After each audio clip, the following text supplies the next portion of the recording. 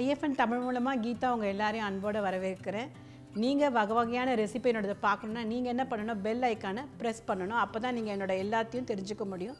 இன்றைக்கி நான் பண்ண போகிறது பாட்டியோன கமகமான வாசனையான சுண்டைக்காய் வெத்த குழம்பு பார்க்க போகிறோம். வாங்க பார்க்கலாம்.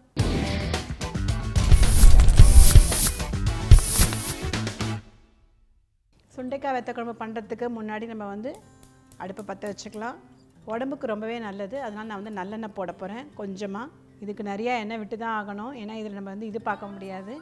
முதல்ல நம்ம எடுத்துக்க போகிறது கடுகு 1 ஸ்பூன் போடலாம். அடுத்தது பெருங்காயம். இப்போது கடுகு நல்லா வெடிச்சாச்சு. அதனால் நம்ம இப்போ சுண்டைக்காயை போட்டுடலாம். நல்லா வதங்கணும். சுண்டைக்காய் செவந்தால் தான் நல்லா கரகரப்பாக இருக்கும் உங்களுக்கு சாப்பிட்றதுக்கு. அது நடுப்புற நமக்கு நல்ல ஒரு கடிக்கரிச்சே ஒரு நல்ல ஒரு இது இருக்கும் நமக்கு. சுண்டைக்காய் நல்லா ப்ரௌன் ஆயாச்சு. ஸோ அதனால் இப்போ நம்ம ஒன்று ஒன்றா வெத்த குழம்புக்கு வேண்டியதெல்லாம் ஒன்று ஒன்றா போட ஆரம்பிக்கலாம். முதல்ல நம்ம வெங்காயம் போடுறோம். சின்ன வெங்காயமாக இருந்தால் இன்னும் ரொம்பவே நல்லாயிருக்கும். இன்றைக்கி நான் போடுறது சின்ன வெங்காயம் தான், நல்லா பொடியாக நறுக்கி போட்டது. ஸோ நல்லா வதங்கணும் வெங்காயம். வெங்காயம் நல்லா செவந்தாச்சு. இப்போ நம்ம அடுத்தது தக்காளி ஆட் பண்ணிடலாம். அதுவும் நல்லா வதங்கணும். இப்போது தக்காளி நல்லாவே வந்தாச்சு. எல்லாமே நல்லாவே வதங்கணும், அதுக்காக தான் நான் வெயிட் பண்ணிட்டு இருக்கேன். இப்போ அடுத்து நம்ம சேர்க்க போகிறது பூண்டு. 2 ஸ்பூன் பூண்டு போடலாம். மஞ்சப்பொடி ஒரு 1/2 டீஸ்பூன். எல்லோரும் பூண்டை வதக்குவாங்க, ஆனால் நான் பூண்டை வதக்க மாட்டேன். ஏன்னா அப்போ தான் அந்த வெத்த குழம்புல அந்த வாசனை அப்படியே இறங்கியிருக்கும், சுண்டைக்காயோட இதாகி. ஸோ அதனால தான் நான் வதக்கலை. அடுத்து நம்ம சேர்க்க போகிறது புளி தண்ணி. நான் கரைச்சி வச்சுருக்கேன், நல்லா ஒரு எலுமிச்சம்பழம் அளவுக்கு கரைச்சி வச்சுருக்கேன். 2 கப்பு தண்ணி விடலாம் நீங்கள்.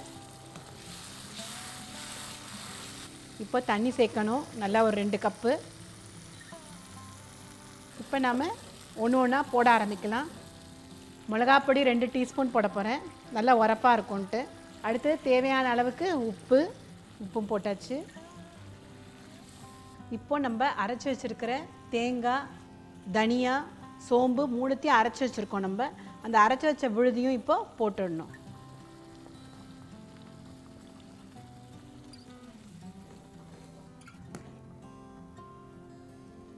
இறக்கரிச்சே தான் கருவேப்பிலை போடணும், ஏன்னா அப்போ தான் வாசனையாக இருக்கும்.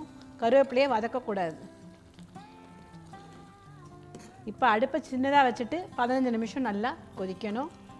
சிம்மில் வச்சிடலாம். சுண்டைக்காய் வெத்த குழம்பு கமகமான வாசனையோடு ரெடி ஆயாச்சு.